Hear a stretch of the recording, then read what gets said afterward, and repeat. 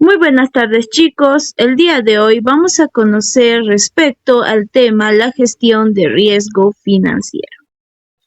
En esta oportunidad vamos a explicar sobre la gestión del riesgo financiero, un tema muy importante dentro de las finanzas corporativas, ya que ninguna empresa desarrolla sus actividades en un ambiente completamente seguro. Como se sabe, actualmente las empresas operan en un entorno que cambia constantemente. Por ejemplo, el tipo de interés puede subir o bajar, las tasas de interés pueden variar, los precios de las materias primas pueden incrementarse e incluso pueden surgir problemas tecnológicos o económicos que afecten las operaciones de una organización. Todos estos cambios van a representar incertidumbre. Algunas veces pueden generar oportunidades de crecimiento, pero también pueden ocasionar pérdidas económicas que afecten la estabilidad y la rentabilidad de la empresa. Frente a esta situación surge la gestión del riesgo financiero, que consiste en identificar, evaluar y controlar aquellos factores que pueden afectar el cumplimiento de los objetivos de una empresa. Es importante aclarar que la gestión del riesgo no busca eliminar completamente los riesgos, porque eso sería básicamente imposible. Lo que busca es anticiparse a ellos, reducir su impacto y tomar decisiones que permitan proteger el patrimonio de la empresa. En simples palabras, asegurar su continuidad y generar valor para los accionistas. Muy bien, vamos a pasar a la siguiente diapositiva. Pasamos al concepto de riesgo y la creación de valor. Primero debemos entender qué es el riesgo financiero. El riesgo financiero es la posibilidad de que ocurra un evento que afecte negativamente los resultados económicos de una empresa. Una palabra muy importante aquí viene a ser incertidumbre. ¿Por qué incertidumbre? Porque ninguna empresa puede saber con total seguridad qué sucederá en el futuro. Siempre van a existir factores que pueden modificar los resultados esperados. Ahora bien, muchas personas creen que hablar de riesgo significa hablar únicamente de pérdidas, pero realmente no es así. El riesgo significa, pues, que existe la posibilidad de que los resultados sean diferentes de lo esperado, ya sea por factores internos o externos. Sin embargo, en finanzas corporativas podríamos decir que el mayor interés es reducir la posibilidad de que esos cambios afecten negativamente a la empresa. Podríamos plantear aquí una pregunta. ¿Por qué es tan importante entonces gestionar el riesgo? Bueno, es importante gestionar el riesgo, pues porque permite disminuir la probabilidad de pérdidas importantes, evita problemas financieros que incluso podrían llevar a una empresa a la quiebra. Mantiene más estable los ingresos y los flujos de efectivo. Facilita una mejor toma de decisiones de inversión y financiamiento.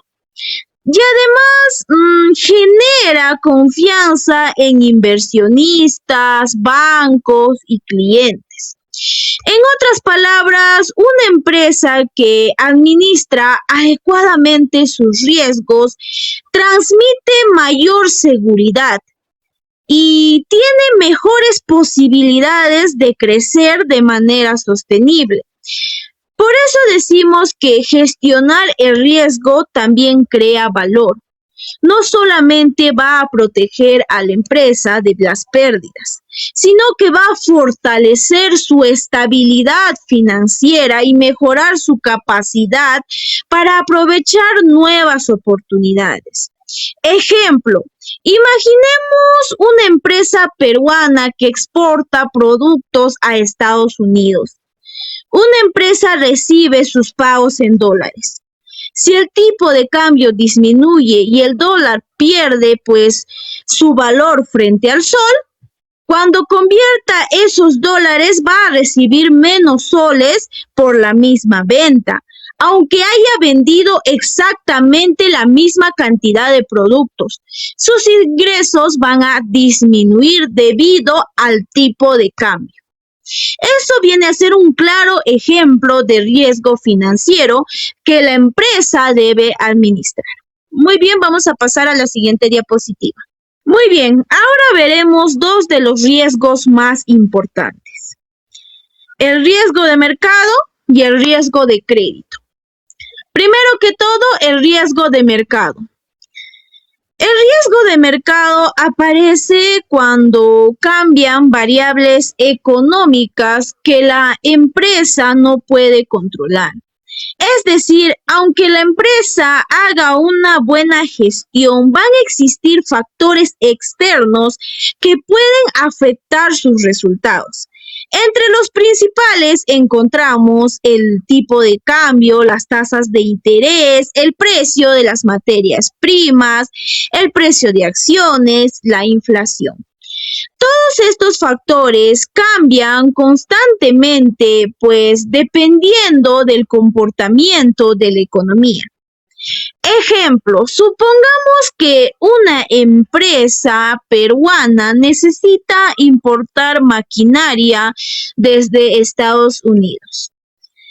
Hoy el dólar cuesta 3.60 soles, pero dentro de 3 meses aumenta a 3.90 soles. La empresa terminará pagando pues más dinero por exactamente la misma maquinaria. ¿Cómo decimos ello? Pues que no cambió el producto, pero sí cambió el precio del dólar. Ese incremento de costos representa un riesgo de mercado, porque depende de una variable externa que la empresa no puede controlar. Muy bien, ahora pasamos a riesgo de crédito. El riesgo de crédito consiste en la posibilidad de que una persona o una empresa no cumpla con el pago de una obligación financiera. Este riesgo puede presentarse cuando un cliente compra al crédito y no paga, cuando un banco incumple algún compromiso financiero, o cuando un proveedor entra en quiebra. Ejemplo, supongamos que pues una empresa vende productos por 10,000 soles y le concede al cliente un plazo de 90 días para pagar. Si el cliente finalmente pues no cumple con el pago, la empresa deja de recibir ese dinero. Como consecuencia tendrá menos liquidez, bueno, y también probablemente dificultades para pagar a sus propios proveedores, trabajadores o impuestos. Ese es un caso típico de riesgo de crédito. La diferencia principal recae entre ambos riesgos, pues, es que el riesgo de mercado va a depender del comportamiento de la economía, mientras que el riesgo de crédito va a depender del incumplimiento de otra persona o empresa. Muy bien, vamos a pasar a la siguiente diapositiva. Finalmente tenemos el riesgo de liquidez y riesgo operativo. Primero que todo, el riesgo de liquidez. El riesgo de liquidez ocurre cuando una empresa no dispone del efectivo suficiente para cumplir con sus obligaciones de corto plazo.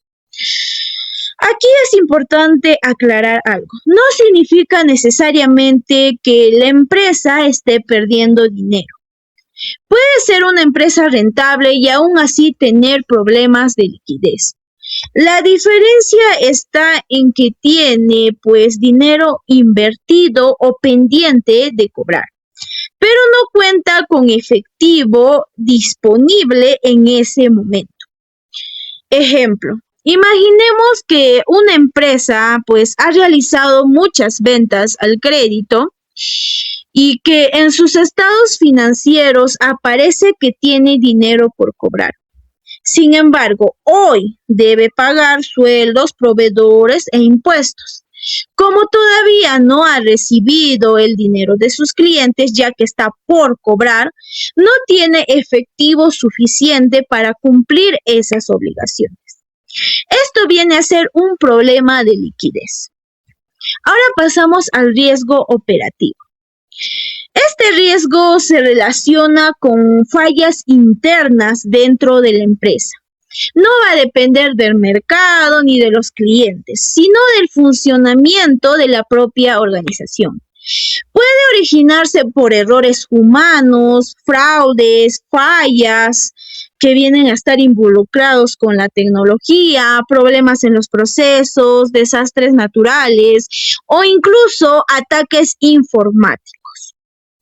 Un ejemplo, puede ser que si el sistema informático de un banco deja de funcionar pues durante varias horas, los clientes no van a poder realizar transferencias, retiros o pagos, lo cual el banco va a sufrir pérdidas económicas, además de que va a afectar la calidad de su servicio. Este caso corresponde pues a un riesgo operativo, porque la causa fue una falla interna en su sistema. En conclusión, todas las empresas enfrentan riesgos financieros, sin importar su tamaño o el sector al que pertenezcan. Los principales riesgos vienen a ser el riesgo de mercado, el riesgo de crédito, el riesgo de liquidez y el riesgo operativo. Comprender cada uno de ellos permite anticiparse a los problemas, reducir pérdidas y tomar decisiones más acertadas y estratégicas.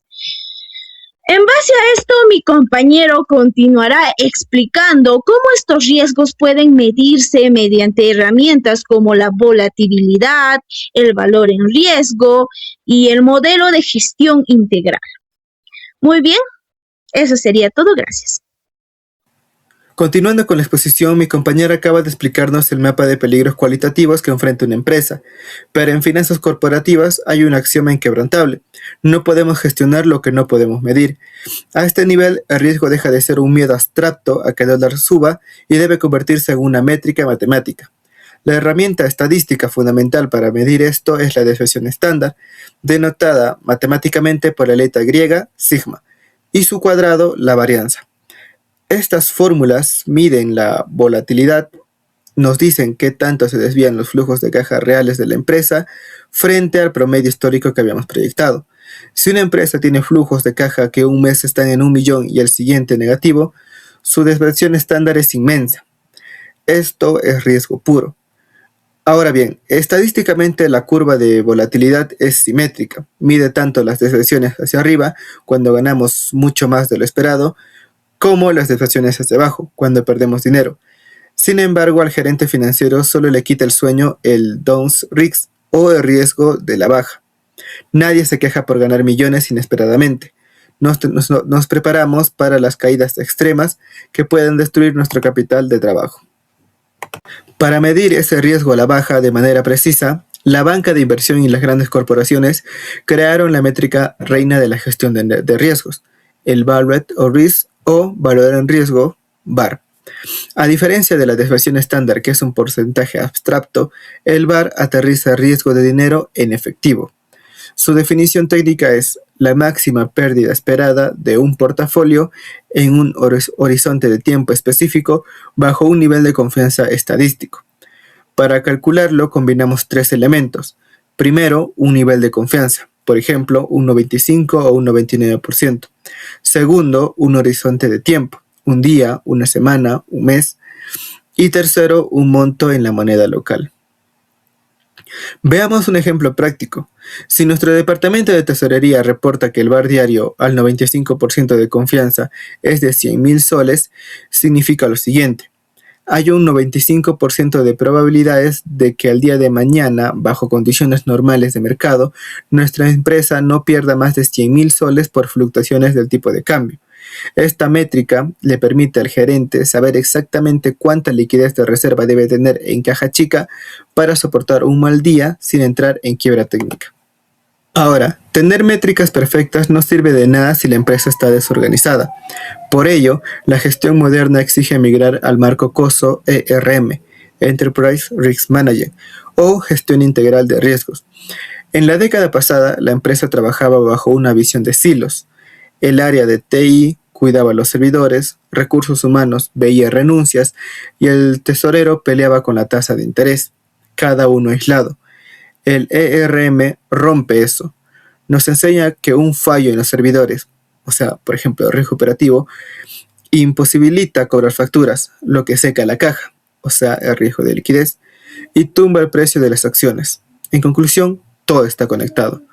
Bajo el marco ERM, la gestión de riesgos sube a la máxima autoridad, el directorio o la junta directiva. Ellos son los encargados de dictar el apetito a riesgo de toda la corporación. El apetito es filosófico. ¿Queremos ser conservadores y ganar poco pero seguro o agresivos para devorarnos el mercado? A la par, fijan la tolerancia al riesgo, que ya es un límite matemático estricto.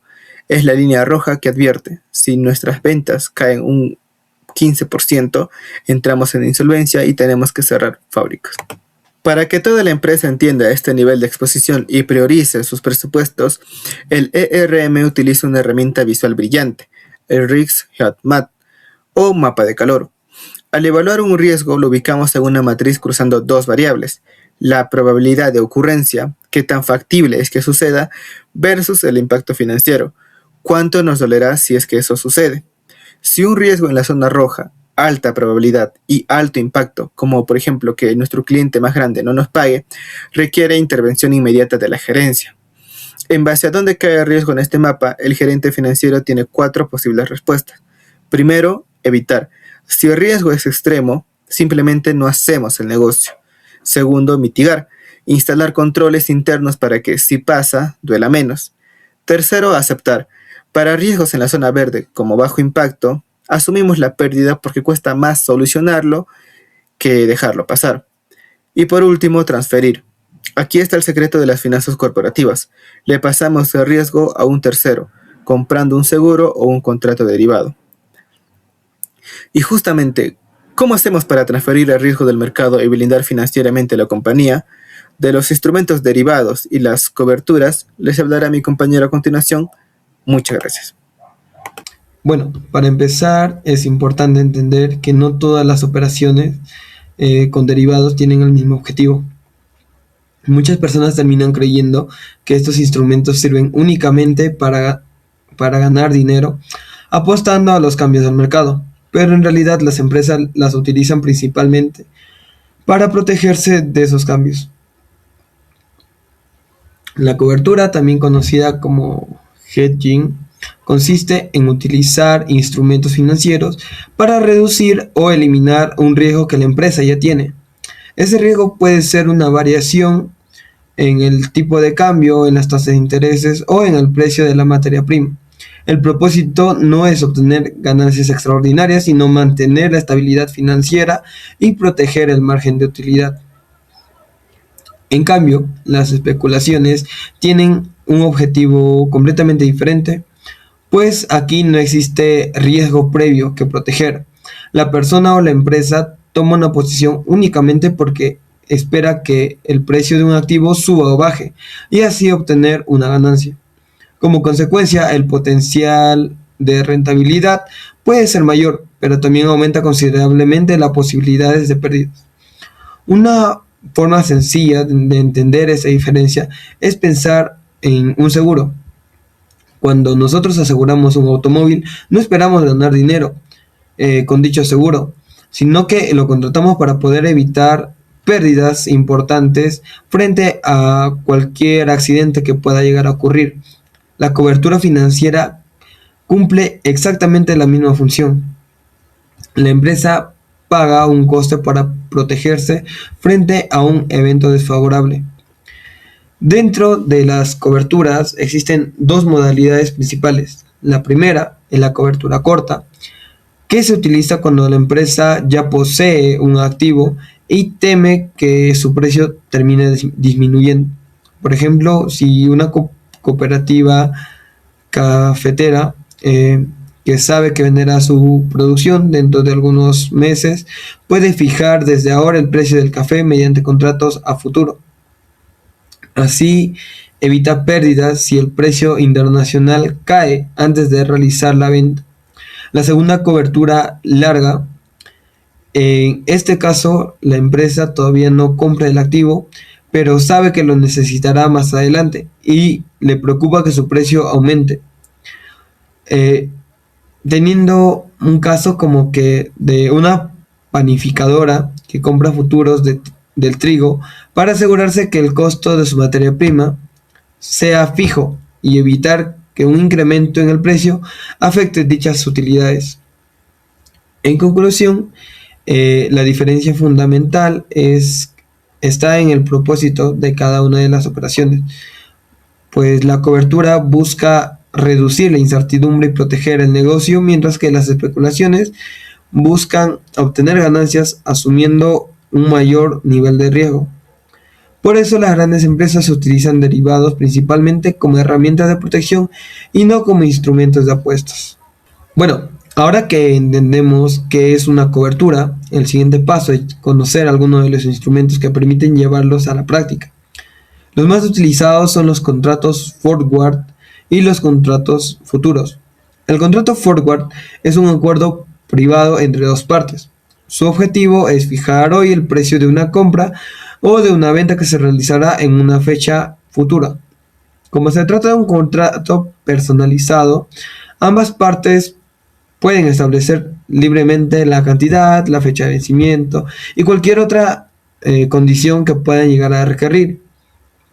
Precisamente por su flexibilidad, los contratos forward no se negocian en una bolsa de valores. Permanecen como acuerdos privados entre ambas partes y normalmente el pago se realiza únicamente cuando la fecha ya está pactada. Sin embargo, esta ventaja también implica un riesgo importante. Si el precio cambia demasiado, una de las partes podría incumplir el contrato, generando lo que se conoce como el riesgo de contraparte. Por otro lado, los contratos de futuros tienen prácticamente el mismo objetivo, pero funcionan de manera diferente. En este caso, los contratos son estandarizados y se negocian en mercados organizados. Eso significa que las condiciones ya están definidas por la bolsa y no pueden modificarse libremente. Además, los futuros presentan dos ventajas muy importantes. La primera es que tienen una alta liquidez, por lo que la empresa puede cerrar su posición antes del vencimiento si lo considera conveniente. La segunda es que existe una cámara de compensación que garantiza el cumplimiento de las operaciones, reduciendo prácticamente a cero el riesgo de que una de las partes pueda llegar a incumplir el pago. Otra diferencia importante es que los futuros realizan un ajuste diario de ganancias y pérdidas, conocido como mark to market. Esto significa que las variaciones del precio se liquidan todos los días y no solamente al final del contrato. Un ejemplo sería en Perú, cuando una empresa exportadora que sabe que recibirá $200,000 dentro de 90 días, como sus gastos están en soles, le preocupa que el dólar baje y termine recibiendo menos dinero de lo esperado. Y para evitar esto, firma un contrato de forward con el banco, fijando el tipo de cambio en 3 soles con 62 céntimos por dólar. De esta manera, sin importar cómo se comporte el mercado durante esos próximos 3 meses, la empresa ya conoce exactamente cuánto dinero recibirá en soles y puede planificar con mayor seguridad sus operaciones. En resumen, tanto el forward como el futuro permiten fijar hoy un precio para el futuro. La principal diferencia es que el forward ofrece mayor flexibilidad porque es personalizado, mientras que el futuro brinda mayor seguridad y liquidez al negociarse en una bolsa organizada. Ahora finalmente veremos dos instrumentos financieros que ofrecen alternativas distintas para administrar el riesgo, las cuales son las opciones y los swaps. Las opciones funcionan de manera muy similar a un seguro, pues quien compra una opción adquiere el derecho, pero no la obligación, de comprar o vender un activo a un precio previamente establecido. Para obtener ese derecho debe pagar una prima que representa el costo de la protección. La principal ventaja es que al comprar, el comprador decide libremente si ejerce o no la opción.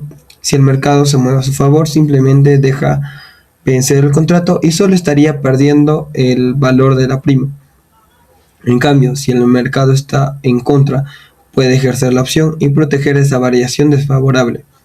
Por ejemplo, si una empresa importadora peruana que deberá pagar $50,000 dentro de 2 meses, si teme que el dólar suba, puede comprar una opción para adquirir esos dólares a un precio fijo de 3 soles con 60 céntimos. Y si el tipo de cambio aumenta hasta 3.90, ejercerá la opción y comprará más barato. Pero si el dólar baja hasta 3.55, simplemente comprará el precio del mercado y perderá el valor de la prima, como ya se mencionó previamente. Esa flexibilidad es precisamente lo que diferencia a las opciones de otros derivados. El segundo instrumento son los swaps. A diferencia de las opciones, aquí las dos partes acuerdan intercambiar flujos financieros durante un periodo determinado. Uno de los swaps más utilizados es el de la tasa de intereses. Mediante este contrato, una empresa puede convertir una deuda con tasa variable a una deuda con tasa fija, o viceversa, dependiendo de cuál le resulte más conveniente. También existen swaps de divisas que permiten intercambiar pagos de diferentes monedas. Esto resulta muy útil para empresas que reciben ingresos en monedas extranjeras, pero realizan la mayor parte de sus operaciones o pagos con la moneda local. En términos generales, tanto las opciones como los swaps buscan reducir la incertidumbre financiera. Aunque lo hacen de maneras distintas, las operaciones ofrecen flexibilidad porque el comprador puede decidir si ejerce el contrato, mientras que los swaps permiten adaptar los flujos de efectivo a las necesidades de la empresa durante varios años.